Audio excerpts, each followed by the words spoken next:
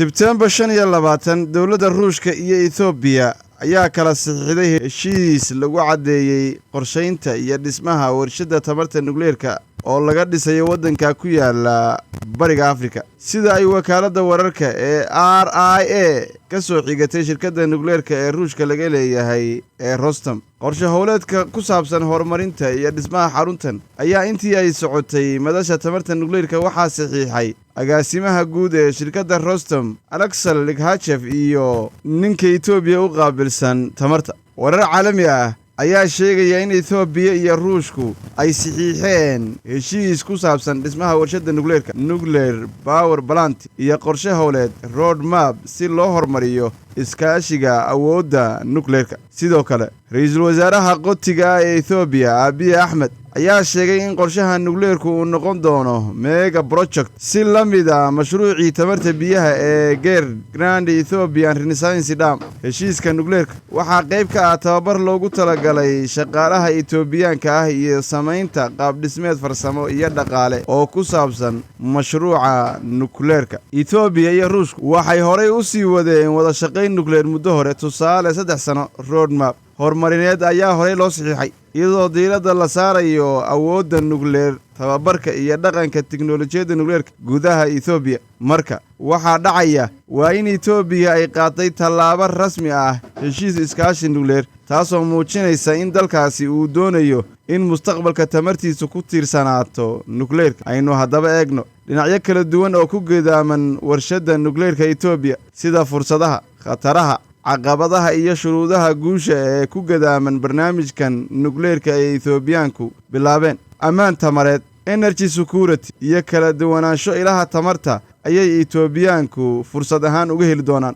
Ethiopia maanta waxay si weyn ugu tiirsan tahay tamarta biyaha hydropower, taasoo halis u ah inay waxyeeloobaan marka ay jiraan abaaro ama xaddi roob biyood oo yar. qorshaha nukleerku wuxuu siin karaa tamar balse load ah tamarta joogtada ah oo aan ku xirnayn roobka ama isbeddelka cimilada ayay Ethiopia u gudbi doontaa. kala duwanaanshaha ila tamareed, gaar ahaanna marka la isku daro biyaha, qorraxda, dabaysha, geothermalka iyo nuclear energy, waxay ka dhigayaan Ethiopia mid nidaamka tabarkiisu xooggan yahay, la isku halayn karo, isla markaana adkaysi badan. Ethiopia waxay ka faa'iidi doontaa horumarka aqoonta, xirfadaha iyo tiknoolajiyadaha gudaha dalkooda oo dadkooda heli doonaan aqoon weyn. tababaridda injineero iyo saynisyahano ku takhasusay nukleerku waxay abuuri kartaa awoodda gudaha local capacity oo mustaqbalka Ethiopia ay awooddo inay maamusho, dayactirto oo horumariso tiknoolajiyad nukleer. waxaa suurtagal ah in la isticmaalo tiknoolajiyadda nukleerka loona isticmaalo qaybaha caafimaadka, radiotherapy-ga, raajada,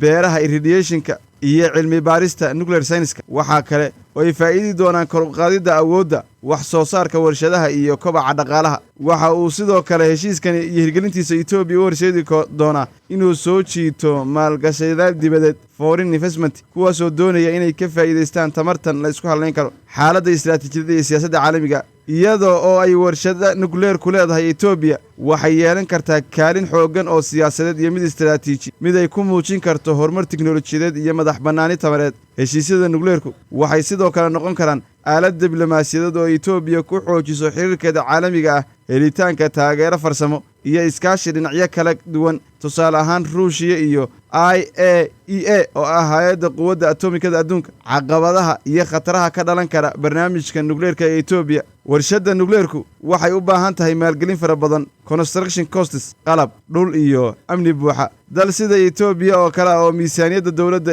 la kabo, shisheeyana kabo, dakhliguna yar yahay, maalgelin warshad nukleer waxay sababi kartaa dayn dibadeed iyo culays dhaqaale oo soo food saara kaabayaasha infrastructure ee isku xirka korontada. warshadda nukleerka oo awood sare leh waxay u baahan kartaa inay xoojiso shabakadda korontada si ay u maarayso tamarta la soo saarayo, inay yarayso khasaaraha haddii qalabka korontada transmission distributionska aysan ku filnayn tamartii la soo saaro. nukleerku waxaa suurtagal ah in qayb badan la waayo, dayactir iyo howlgal joogto ah. warshad nukleer waxay u baahan tahay qalab gaar ah, waxyaabo nukleer ah, siyaasado amni iyo ilaalin. xirfadaha gudaha ku jira weli kuma filna. Ethiopiana waxay ku tiirsanaan doontaa taageero dibadeed, taasoo keeni karta kharashaad iyo xadidaad. amniga shilalka nukleerka iyo qashinka radioactivity-ga. halista shidaal nukleer ayaa dadka iyo deegaanka khatar gelin kara haddii aan si wanaagsan loo qorshayn. waxaa sidoo kale jira shuruudo adag oo la xiriira hubka nukleerka si loo hubiyo in warshadda nukleerku aysan u adeegin dhinacyo military. Ethiopia waa inay aqbasho xeerar adag iyo ilaalin caalami ah. Dalka Ethiopia waxa uu saxeexay heshiiska African Nuclear Weapon Free Zone Treaty oo Afrika ka dhigay meel free ka ah nukleerka, taasoo ka dhigaysa inay ogolaatay inay yeelan karto nukleer kaliya loo adeegsado ujeedooyin nabdoon. Waxaana looga baahan yahay in la raaco shuruudaha iyo ilaalinta IAEA